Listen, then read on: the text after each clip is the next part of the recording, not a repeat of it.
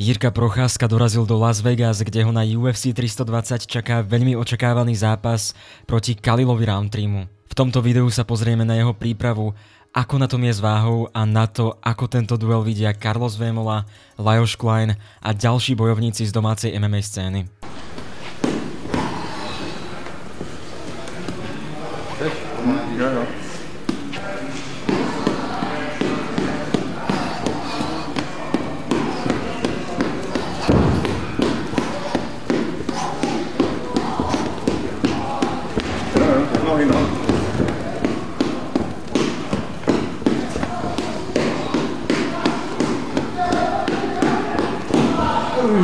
Procházka prezradil detaily o svojej príprave, ktorá sa odohrávala na domácej pôde s ideálnymi sparring partnermi. Zdôrazňuje, že je odhodlaný ukázať najlepšiu verziu samého seba a ísť si znova po titul poloťažkej váhy UFC. A zase mě to nepřestává jako fakt bavit. Za mě je opravdu skvělá příprava, hlavně jsem tam měl super sparring partnery. Mě bavilo jako tu přípravu, že jsem na domácí půdě a že můžu ze sebe dostávat jako to nejlepší v těch domácích podmínkách. No. Sparring partneři skvělí, trenéři taky, si to sedlo dobře, jsem spokojený s kým jdu.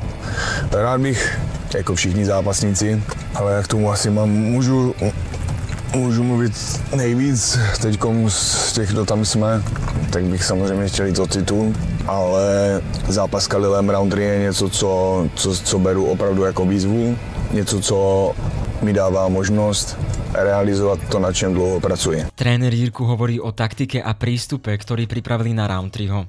Z jeho a Procházkových slov sa dá očakávať, že v zápase uvidíme možno aj efektívny grappling. Cesta bude určitě přes postoj, ale určitě se nebude vyhýbat komplexnosti, ale nepředpokládáme, že by to bylo o nějakým motání se na zemi a nějakým brutálním BJJ.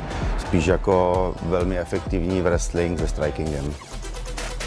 Prej na zemi nebyl ještě vůbec.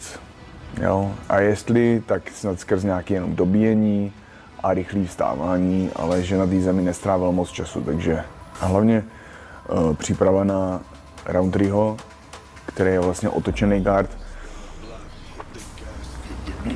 tak je vlastně to stejný je i Ankalaev, akorát Ankalaev prostě je trošičku stylově jinačí, že je pohyblivější a je tam ta hrozba těch, jako mnohem víc těch takedownů, protože od začátku vlastně, od ledna po zápase vlastně s Hillem, tak už jsem se připravil na zápas s Ankalaevem i celkově strategií, taktikou.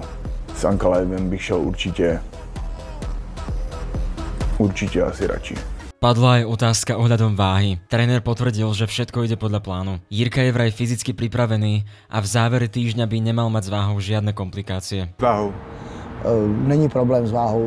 Měl kolem 100 kg dokonce, ale to byl takovým, jako když se nejvíc najedl, a to je to tady týden zpátky třeba, ale lítá mu prostě, protože hodně spaluje a vlastně ten metabolismus mu jede jakoby hodně, takže prostě tady 3-4 kg denně mu lítají. Kolik myslíte, že bude mít Roundtree vlastně v zápase?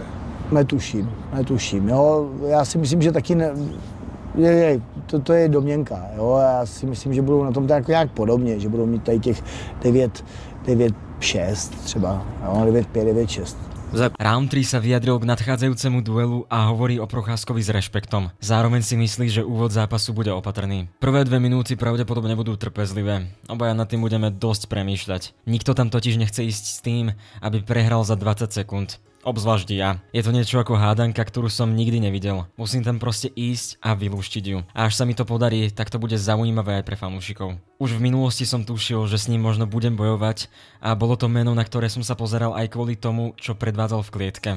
Vedel som, že je to jeden z ľudí, ktorý by mohol stáť na mojej ceste za titulom. Jiřího po osobnej stránke príliš nepoznám. Ale z toho, čo som mal možnosť vypozorovať a dočítať sa, mi pripadá ako dobrý a kultivovaný chlap. Myslím si, že sme všetci videli, čo urobil pre ženu, ktorá bojovala s rakovinou a na jej podporu si oholil vlasy. Prejavil tým veľkú lásku aj fanúšikom. Navyše je to rozumný chlap, ktorý získal titul. Vémola sa pustil do analýzy tohto súboja a ponúkol svoj pohľad na to, kde má Jirka výhody. Podľa Carlosa uvidíme rýchle výmeny a prestrelku v postoji. Už tuhle sobotu můžete sledovat nabitou kartu UFC v Las Vegas, kde budou 2 titulové zápasy, ale hlavně tam nastoupí náš samuraj Jiří Denisa Procházka. ve velice těžkém zápase. Tenhle ten zápas potřebuje vyhrát a my všichni věříme, že Jirka přinese vítězství, protože to vítězství ho může právě dosunout k jeho vysněnému titulovému zápasu. Buď proti Pereirovi nebo Ankalaevovi. Nastupuje proti velice zkušenému Rantreemu, ale výhoda je, že oba jsou hodně postojaři a myslím si, že oba to budou držet v postoji. Já si myslím, protože Rountree je zvyklý hodně tlačit a hodně chodit na krátko, protože je nižší, že tenhle ten zápas bude probíhat ve velkém tempu. Budou tam rychlé výměny. Určitě se máme na co těšit, protože Rountree bude samozřejmě tlačit, ale Jirka Denisa je nepředvídatelný se všema těma věcma, který dělá. Takže si myslím, že zápas bude v obrovském tempu, první, maximálně druhý kolo, a když to tempo bude takhle obrovský, tak Rountree mu dojdou síly a na konci druhého kola Jirka Denisa Procházka ukončí a bude vítězství. Os! Lajos Klein pridal svoju predikciu a zdôraznil, že Procházka má skúsenosti na to, aby zápas zvládol. Podľa neho však Rountree môže potrestať každú chybu. Jiří je typ bojovníka, ktorý takéto zápasy dokáže vyhrávať. Verím, že to zvládne. Môže sa mu to podariť jeho tradičným chaosom, čo je štýl, s ktorým som sa v kariére ešte nestretol. Verím, že pre supera je to veľmi nepríjemné. Nebude to zadarmo. Rountree je veľmi nebezpečný bojovník s veľmi dobrým postojom a okom. Myslím si, že má dobré fight IQ, čo by zároveň mohla byť hrozba. Zas, na druhú stranu, Jiřího vnímam ako komplexnejšieho zápasníka. Diskusie sa zúčastnili aj Paradiser a Bartl, ktorí rozobrali silné a slabé stránky oboch borcov. Zhodujú sa, že tento zápas podľa ich názoru vyhrá Jirka. No a Procházka Rountree. Veľa ľudí mi hovorí, že si strašne zamilovalo Rountreeho príbeh a to, aký je týpek, ale reálne Rountree není zďaleka taký komplexný borec ako Procházka a asi to budeme cítiť počas celého zápasu, si myslím. Tak Rountree čerpá z 90% z toho svojho stand-upu, čo má. No. Takže... To ja verím Procházku jednoznačne. No a ja takisto, lebo podľa mňa ten Rountree on proste, že ide tak striktne fakt aj boxersky a mať aj tie veci nabehané, ale na Procházku sa nevieš pripraviť, lebo on je tak nečitateľný, že to... Ty keď tam ideš s nejakým základom, tak ťažko sa to kontroluje jeho veci. Procházka sa střelí. Ja si myslím. Na tú divokosť. Aj Škvor so Salčákom sa pustili do debaty o tomto zápase. Obaja zhodne tvrdia, že pôjde o veľmi nebezpečný duel a fanúšikovia sa majú na čo tešiť. Ale souhlasíš vlastně, je to tak, že i možná tím, jak je Jirka hodně nastavený na Ankalaeva, má tady tu pivku, mluvil o něj hodně na tiskovce, právě o Ankalaevovi, ne tolik o Rountree, že by to byl lepší zápas. Jo, vlastně když Andrej to jako takhle shrnul, tak mě vyšlo, že říkám, on je vlastně jako průměrný ve všem, což je paradox říct toho šampiónovi UFC, ale vlastně jako není tam nic, co by přesně jako vyčnívalo.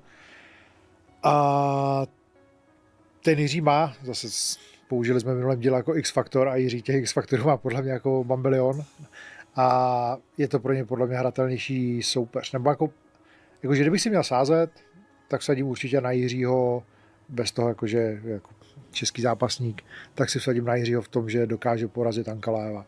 U Rountrieho vlastně vidím mnohem větší šanci na to, že Rountree tam dokáže poslat něco, co třeba Jirku posadí na prdel a je tam pro mě větší nebezpečí než případem tituláku s Ankalaevem.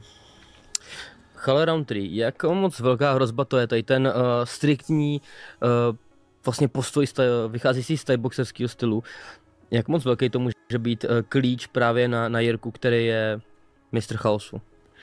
Já si myslím, že to bude sedět Jirkovi pohybově, protože ten Rountree je fakt tvrdák, ale přijde mi dost statický a určitě nemá zase takový oko jako Poatan. Nicméně tomu Poatanovi paradoxně zatopil, než chytil slinu, takzvaně Poatan. Ale mělo by to si myslím Jirkovi sedět, protože ten Jirka má strašně rychlý ten přískok, odskok, hejbe se, mění si ty gardy, čaruje tam. A jediný, nebo co tam bude hrozit, že si naběhne nějaký tvrdý counter, protože ten Rountree se toho samozřejmě nebojí a štípe to tam dopředu a střílí to vlastně i z té defenzivy, jo, takže spíš si Jirka bude muset dávat hodně pozor a hezky se hejbat, no, což on vlastně dělá. Očakávania pred zápasom Jirku Procházku s Khalilom Rountreem sú obrovské. Na tomto evente sa môžeme tešiť aj na 2 titulové súboje. Merab Dvalishvili versus Cory Sandhagen a taktiež Alex Pereira versus Magomed Ankalaev. Všetko nasvedčuje tomu, že UFC 320 prinesie ďalší pamätný večer pre fanúšikov MMA.